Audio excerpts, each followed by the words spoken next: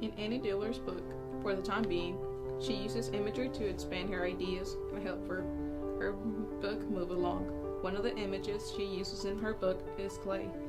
Clay is a thick, fine-grained dirt that can be molded to make pottery and bricks, though in literature, clay is also used as a symbol by many authors, including Annie Diller. Throughout the presentation, we will discuss how Diller's use of clay imagery can be taken as a symbol for life and death.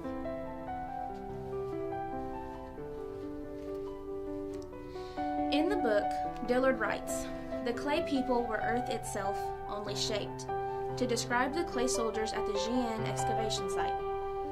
This can be taken as the clay soldiers being born from the earth. An example of clay being used to create life would be from the Bible. God used a lump of clay to create Adam, the first man. This comparison between the clay soldiers and Adam can be seen as symbolism of the use of clay to create life or to emulate it. According to a dictionary of literary symbols, the main symbolism of clay is human flesh. In the Bible, clay is used to represent humans multiple times, and in Dillard's book, she writes about how Emperor Qin had sculptors make thousands of individual statues based on his real army of the time. Each soldier was his own individual and based on a real-life person in the army. This use of clay to make his army instead of using real people, as was the custom of the time, makes you wonder why. Why did Qin use clay to emulate an army of soldiers rather than have his real army buried alive with him? Maybe it was because clay is sturdier than the flesh of man. Maybe he wanted the security and insurance that his army would be ready and waiting for him in the afterlife. The use of clay in this section of the book can be an ode to the use of clay to create life. On the opposite end of the spectrum, clay can be viewed as symbolism for death. Everywhere the bodies, the clay people, came crawling from the deep ground.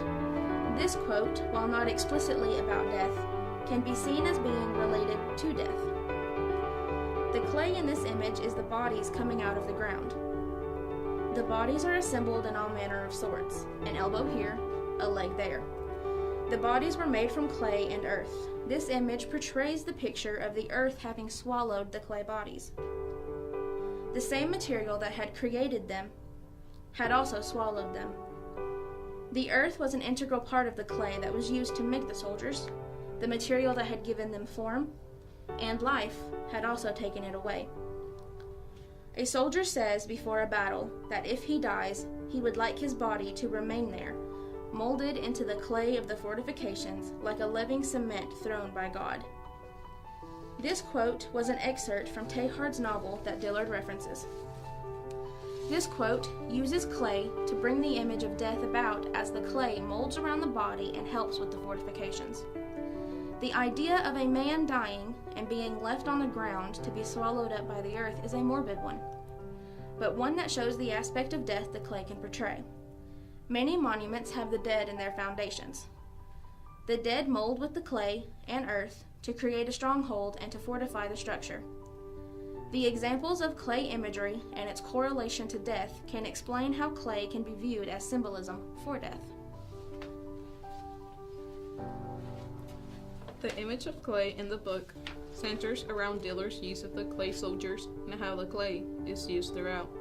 The clay can be seen as a symbol for life and death. The comparison between the use of clay to make the soldiers and the use of clay to make the first man help to expand on the idea of clay being an image of life.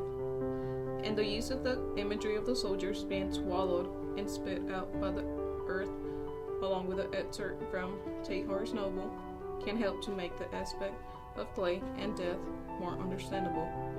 Men were made from clay and went back to